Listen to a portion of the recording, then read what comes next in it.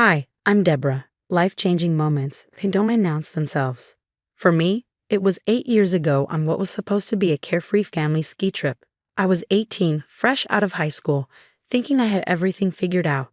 Funny how certainty crumbles in an instant. Just one more run before sunset. I called to my parents from the top of the slope. Mom was fussing with her goggles while Dad checked his phone, as usual. They waved me off with distracted smiles, unaware it would be the last time they saw me standing. I didn't see the ice patch. One moment, I was flying down the slope, wind in my face. The next, darkness. When I woke up in the hospital, the words hit me like a second crash. Paralyzed from the waist down. At 18, but the real pain came later, watching my parents' faces change over the weeks that followed. "We're just stepping out for coffee, honey," Mom would say, staying away longer each time. Dad barely met my eyes, muttering excuses about insurance and work. Only my brother, Carl, stayed. He'd camp out by my bedside, his laptop balanced on his knees, working remotely. "Those physical therapy bills won't pay themselves," he joked, but I saw the lines of worry deepening on his 24-year-old face. "They're just processing everything," Carl reassured me when I asked why our parents' visits grew shorter. "Give them time." Time revealed the truth. One morning, a nurse handed me a letter, Mom's elegant handwriting spelling out devastation. "We can't handle this, Deborah. We never signed up for a disabled daughter. The insurance will cover your medical bills. Carl will handle the rest." I stared at the words, my chest hollow.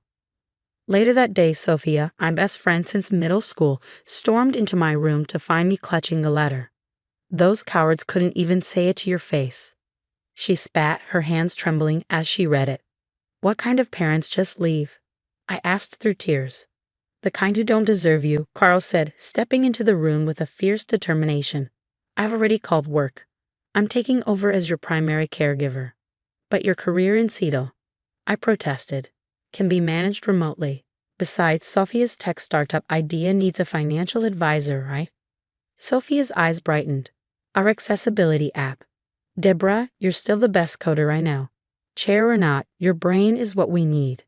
That was 8 years ago. Today, our company, Access Tech Solutions, is transforming lives for people with disabilities. Carl manages finances, Sophia oversees operations, and I lead development. We're proof that family isn't always blood. "Miss Chen, your 2 o'clock appointment is here." My assistant's voice crackles through the intercom. "Thanks, send them in."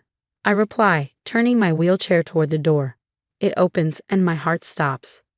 Standing there, looking older but unmistakably them, are my parents. "Hello, Deborah," Mom says softly. "You look successful," Dad adds with a strained smile. I grip the armrests of my wheelchair, steadying myself against the surge of anger and grief. 8 years of abandonment meet two desperate faces. The game they're playing is written all over them. Let the real story begin. Minutes after they leave, Sophia bursts into my office. "I saw them in the lobby. Please tell me you didn't fall for whatever sob story they fed you." I stare at the business card Mom left behind. "They want to have dinner tonight, to explain everything." "Absolutely not," Carl's voice booms from my speakerphone. "Not without me there. They said they've regretted their decision every day for 8 years. I murmur, the words tasting bitter. How convenient their regret surfaces right after Access Tech makes Forbes 30 under 30, Sophia says, her fingers flying over her tablet. "Wait a sec. Here we go." She turns the screen toward me. "Your parents' social media accounts." My stomach tightens as I scroll.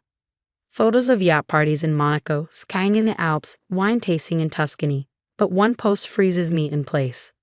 "Look at this poor deer trying to wheel through cobblestones," reads the caption under a photo of a person in a wheelchair struggling on a Parisian street. So glad we didn't burden ourselves with that life. The air feels heavy. "There's more," Sophia says quietly. More mocking captions, more celebrations of their freedom, more proof they never changed. "Miss Chen, your parents are insisting on speaking with you again," my assistant says, her voice tinged with concern. Before I can respond, the door bursts open. Mom's perfectly composed face now looks strained, and Dad's designer suit is rumpled. "Deborah, honey, we need to talk." Privately, Mom glances pointedly at Sophia. "Anything you need to say, you can say in front of my family," I reply, emphasizing the word. It makes them flinch. Dad steps forward, his posture stiff. We've hit a rough patch. Some investments went wrong. How much? I ask flatly. 2 million, he admits, his voice barely above a whisper. But it's not just about money. We really do want to make amends. Really? I say, pulling up their social media posts on my computer screen. Is that why you mocked disabled people online? To make amends. Mom's face drains of color, and Dad stumbles over excuses. Get out, I whisper, then louder. Get out. You don't understand. Mom pleads. Those posts. We were hurting. Hurting? Carl's voice booms as he strides into the room, clearly having broken every speed limit to get here. You want to talk about hurting? Try watching your teenage sister learn to live without her legs while her parents walked away. We're still her parents. Dad tries to stand his ground. No, Carl says coldly, stepping between them and me. You're just opportunists who see a cash cow in the daughter you abandoned. Now, get out before I call security. They leave, but not before Mom turns back, her voice brittle. We're not giving up, Deborah. We'll prove we've changed. After they're gone, Sophia holds up her phone. They've been contacting other successful entrepreneurs with disabilities. Same story, estranged parents seeking reconciliation. Always right when their kids hit peak success. They won't stop, will they? I ask, exhaustion seeping into my voice. Carl puts a steadying hand on my shoulder.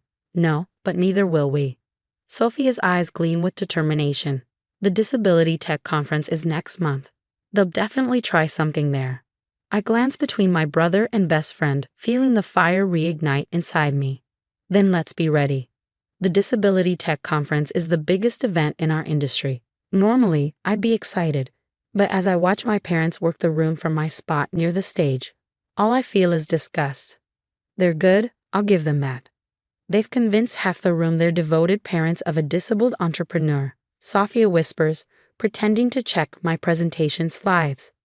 I watch Mom dab fake tears while chatting with a potential investor. Did you get everything? I ask. Oh yeah, Sophia pulls out her phone. Every conversation they've had this week, including the one where they called you their meal ticket at the hotel bar last night. Mrs. Chen is quite the actress, my assistant comments, wheeling over. She just told a Bloomberg reporter how she spent years helping you adapt to your wheelchair. Funny, since she wasn't even in the country. Carl approaches, adjusting his tie. I got something better. Remember Jeremy Wong, the developer who turned them down last month? Turns out they pulled the same routine with 3 other disabled entrepreneurs. Jeremy's got signed statements from all of them. Your parents have been running the sympathy scam for over a year. Mom spots me and waves enthusiastically. Deborah, darling, come meet Mr. Patterson. He's fascinated by your journey. Showtime, I mutter, wheeling over. I was just telling Mr. Patterson how we've supported you every step of the way. Mom gushes. Really? I reply, my voice icy. Tell him about the steps I took in Paris. Her face freezes. You know, when you photographed and mocked a disabled person struggling with cobblestones. Mr. Patterson's eyebrows shoot up. That's not, we were in a bad place then, Dad stammers. Like when you were in Monaco or Tuscany? I retort, pulling out my tablet. Would you like to see their social media posts, Mr. Patterson? They're quite enlightening. This is hardly the place, Mom hisses, her composure cracking. You're right, the stage would be better. I wheel toward the podium. My keynote starts in 2 minutes. Deborah, please, Dad says, grabbing my wheelchair. Bad move. Take your hands off my chair, I say loudly enough for heads to turn. Unlike my legs, my voice works perfectly and I'm not afraid to use it. Security approaches as Carl steps in. Is there a problem here? No problem, Mom says, her voice suddenly sugary sweet. We're just having a family discussion. Family? I laugh bitterly. Let's talk about family. Let's talk about how you abandoned your paralyzed teenage daughter. How you mocked disabled people online while living it up in Europe. How you only came back when you needed money. A crowd gathers. Phones are recording. You're twisting everything. Dad protests weakly. Sophia steps forward, her phone playing the hotel bar recording. Once we get the money from our crippled cash cow, we can finally retire properly. Gasps ripple through the crowd as Mom's mask shatters completely. My keynote today was supposed to be about overcoming challenges, I say, addressing the stunned audience. I think I'll talk about recognizing toxic people instead, starting with the ones who see their disabled daughter as nothing more than a bank account. You'll regret this, Mom hisses under her breath. I wheel onto the stage ramp, my voice steady and clear. No, Mom. The only thing I regret is ever thinking I wasn't enough. Now, if you'll excuse me, I have a speech to give. As security escorts them out, I catch Carl and Sophia's proud smiles. The real show is about to begin. My conference speech goes viral overnight. #ToxicParents and #disability rights trend for days. But the real storm hits when journalists dig deeper. Another family has come forward, Sophia announces, dropping a tablet in my lap. Their disabled son was approached by our parents 3 months ago. Same story, same sympathy play, same attempt to get investment money. How many does that make now? I ask, scrolling through the article. 7 confirmed cases, Carl says, looking up from his laptop, plus dozens of suspicious connections. Their reputation is completely destroyed. My phone buzzes. Mom again. Her desperate voicemails have grown increasingly hostile over the past week.